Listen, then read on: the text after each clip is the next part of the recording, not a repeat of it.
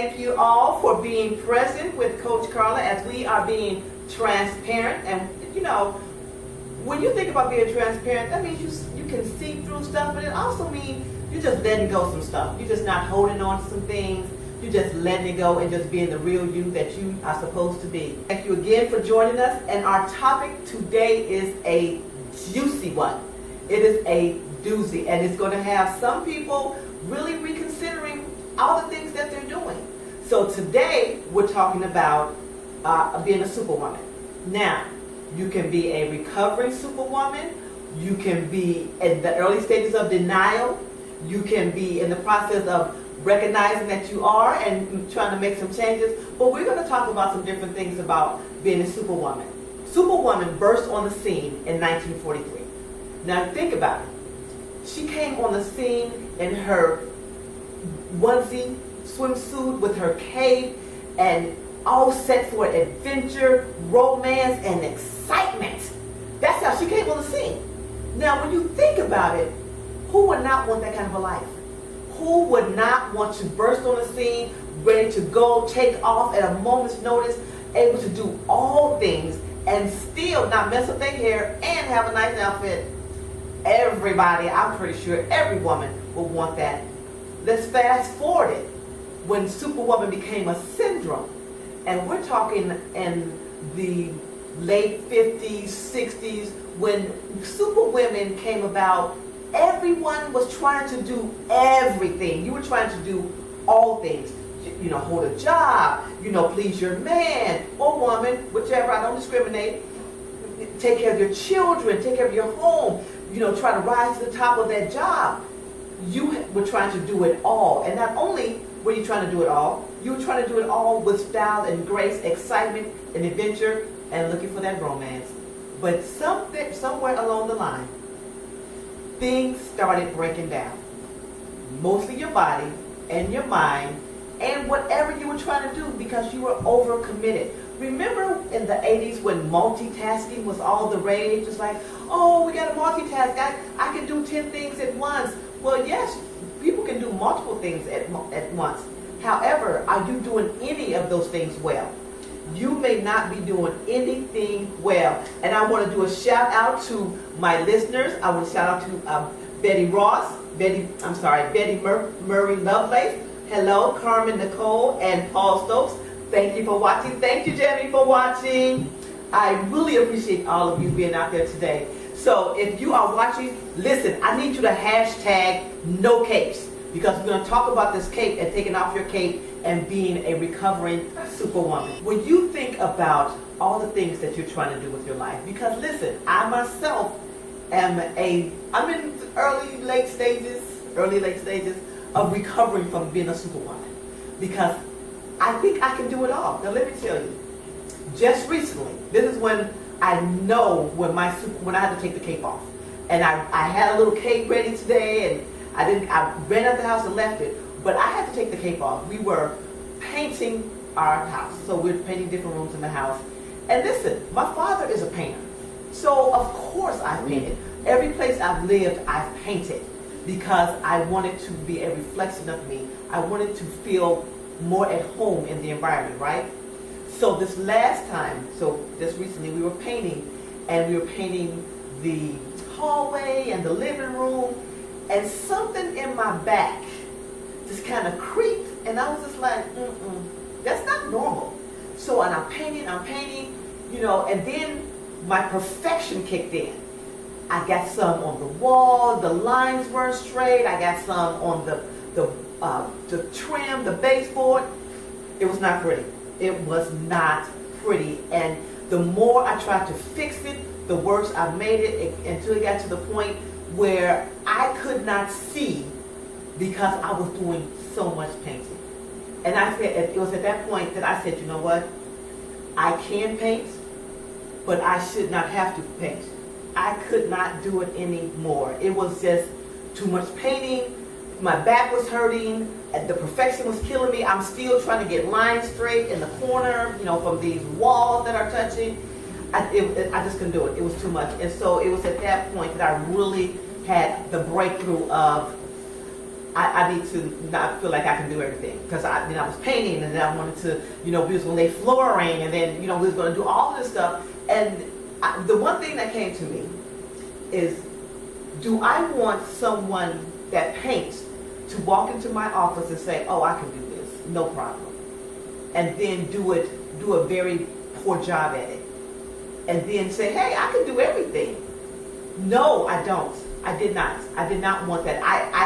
I can weld because I took a class in theater, but I'm not going to try to weld. I'm not going to try to get a job as a welder, because that is not my calling. And the realization also was that the more I was involved with painting and doing all this other stuff, the less I was involved with doing my craft.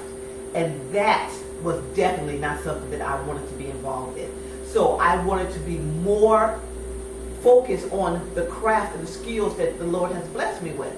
If I want to be all things to all people, I need to be a lot more people. Because I can't be all things to all people. I can only be who I was made to be and the things that I thrive in. I don't want anybody to walk up and try to take my job. So let me stop trying to take other people's jobs. So knowing that, yes, it costs money to paint, but there's some sacrifices that have to be made. And I know some of you are thinking like, oh, I don't know if I want to do that, or no, you have to. You have to make these sacrifices, because there are some symptoms cognitively as well as physically that happen when you are so enmeshed in being a superwoman. So let's look at top 5 of being a superwoman, and then how to overcome that thing. Number 1, it is okay to say no. Now listen, I know some of you are like, no, I'm the only one that can do it. If I don't do it, it's not going to be done right. Here's a question that I want you to ask yourself. Is it going to be done right when you're 6 feet underground? Who's going to be doing it then? Great question. Because guess what? We are all going to go on, and people are going to come behind us, and they're going to do it, and they're going to do it in a different way, and they're going to do it with a different style, and it's going to happen. So for you, it's okay to say no, especially when you have too much on your plate. Now, if you have a plate, a salsa, a serving pan, a platter, you might have a lot of stuff, and you might have to make a decision of what you're going to do. In my mind, I was doing one thing in many parts, and then I realized that I'm going to have to do just the things that kind of mesh together, that kind of bring me the outcome that I'm looking for, of being able to live my mission of activating voices one life at a time. So anything that I'm doing is activating voices. So I'm not trying to be a Picasso, a world-class painter. I'm not trying to do music. Every now and then I'll jump on the stage and do some comedy because I'm feeling it. But activating voices one life at a time, that is where I am. Another thing about it's okay to say no. When you say no, mean it. Don't be wishy-washy, because professional users and people that know that you're soft with your no, they will come and get you. They will come after you, and next thing you know, you're back doing it again. You are doing too much at once. So we really want you to work that down. Another tip, accept help. How many of you don't like to ask for help? I see your hands raising. I see. Yes, you're saying, oh, no, I'm okay, I can do it. Accept help, because no one can do it alone. No one. You cannot move a desk by yourself. When I was in my Sunday school class, we were talking about getting help. And I had the students go to pick up the table. And I sent one student over. I said, listen, go over there and pick up that table. Now, he was only able to get it off the ground so far. And then I said, well, what happened? He was like, well, I need some help. So I sent 2 other students. They worked it out among themselves, and together they were all able to lift the table off the floor. Then I said, come back and let's talk about that. These are 2nd and 3rd graders who understood, you know what, I did need some help lifting that table. Even my super strong person was like, oh no, I can get under the table and lift. He was only able to get 2 other legs off the floor. He could not fully get the table off the floor. We all need some help from somebody. Yes, you want to help and be a help to someone else, but you may also need some help. If there are some things that you're struggling with, you like, talk to someone. Like, get some help, get some assistance. My favorite book that I love is The Four Agreements by Don Miguel Ruiz. Now listen, the one thing that I know is this: you can't take it personal and always do your best. Those are two of the four agreements. If you understand those two things, you will know that if your best today is only 75%, but you gave 100% of that 75%, you are okay. But if you're giving 20% of your 75% because you don't want to overexert yourself, you may not be doing the best thing for everybody else. But that is what happens when you partial yourself out into too many areas. Too many areas. So definitely ask for help. If you know that you cannot lift this table by yourself, get some help. You cannot do things by yourself. While you're getting your help, here's one important tip. Relax now. I'm going to say that again. Relax now, because you cannot relax when you're dead. Yes. If you are a super duper superwoman, you have so many irons in the fire that you cannot remember what day it is, and that's great. That is great. But are you taking care of yourself? Are you getting the help that you need? Are you taking time to relax? And I understand you have these goals and these things that you want to do, but if you cannot get out of bed because you have overdone it, ask yourself this: are those things still going to get done? If other people are involved and you delegate it properly, yes, they will get done. Now, you may be having a superwoman moment and like, oh, that's not how I would have done it. That's not. If everybody did the same thing every way, we would not have different brands of cars. We would not have different hairstyles. We would not have different color of hairstyles. Everyone will look the same. We will be living in a giver society where everything is the same. Nothing is different. There's no differentiation. I love my variety. I love when somebody does something different. If I'm just so focused in my head and I have my blinders on that I can't see what's going on left and right, and I'm not pulling in anything, all I'm going to see is what's in front of me. I'm not going to be able to see anyone else. I'm not going to be able to get their opinion or their ideas. There are people out there that are exploding with creativity but have no avenue in which to put it out there because no one is calling on them, because they're working under someone who is taking all the toys and putting everything together, and then people are asking, is there anything I can do for you? How may I assist you? And they say, no, I got it. And then when it starts falling through the drain or down the rail, oh, I'm so sorry. I messed up. I messed up. I missed that. I missed a deadline. I missed a phone call. But there were people willing to help. And then your brain is just so on 10. Here's a good example. Have you ever been so wired that you were asleep, but your body was still awake? Because your mind is still going. When you relax, everything should just shut down.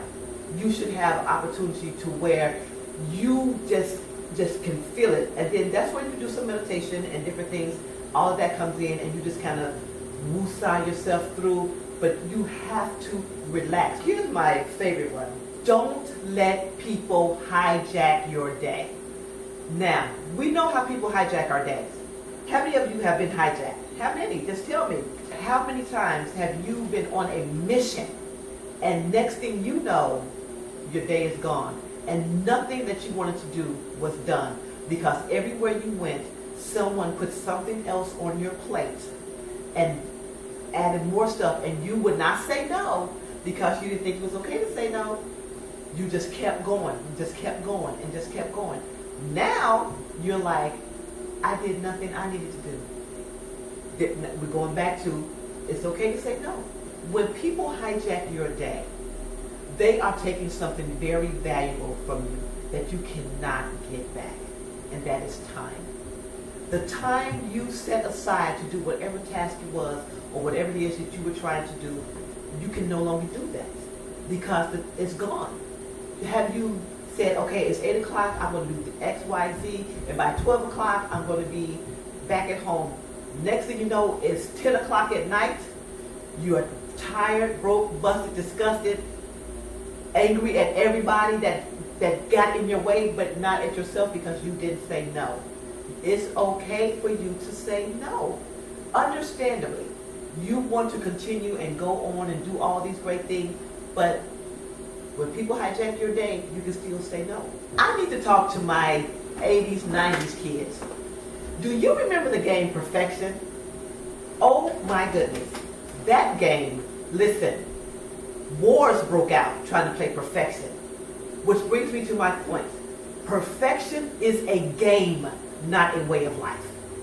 When I was painting, I almost flung a bucket of paint because I could not get that line straight. And then it dawned on me, just do a couple different things differently, and if it comes out straight, great. If it doesn't, well, that's what painters are for. I can get a guy to come in here and touch it up and we're all good. But I cannot kill myself trying to perfect something when an imperfect being is trying to make something perfect. I can't make stuff perfect. When we are trying to make things perfect, we are ramping up our emotions. We're making ourselves sick. We're tiring ourselves out. We're doing so many things that it is just crazy. And then in the end, it may be perfect to you because you sat there and watched it. You walk away, come back, you see something else. And then you throw yourself in this tizzy all over again. When you are thinking about, I want everything perfect, it has to be perfect, it has to be perfect, sometimes it's not. It's just not going to be perfect. Yes, I was attacked by a little bug. Sometimes it's not going to be perfect. You have to accept that and move on and say, you know what? I'm good with that. It's not going to be perfect. Fine. Perfect. I am going to let it be what it is. Because you know what? Some of the most amazing discoveries came from something that was not perfect. Another thing I want you to think about is own it. Own it. If you say no, mean it. Walk away. Don't even just entertain discussion. When you say no, ask them this. If you don't question my yes, why are you questioning my no? Why are you questioning my no? I said I can't do it. I'm overbooked. I can't let it go. I cannot. Own your no. Own your answer. Own your relaxation time. Own that. Because if you do not, they're going to hijack your time. Now you see how all this stuff just kind of rolls in together? Time being hijacked. And that comes from children, friends, family, loved ones. Everybody can hijack your time. And we definitely do not want that. We want to keep on going and do it. But you have to own it.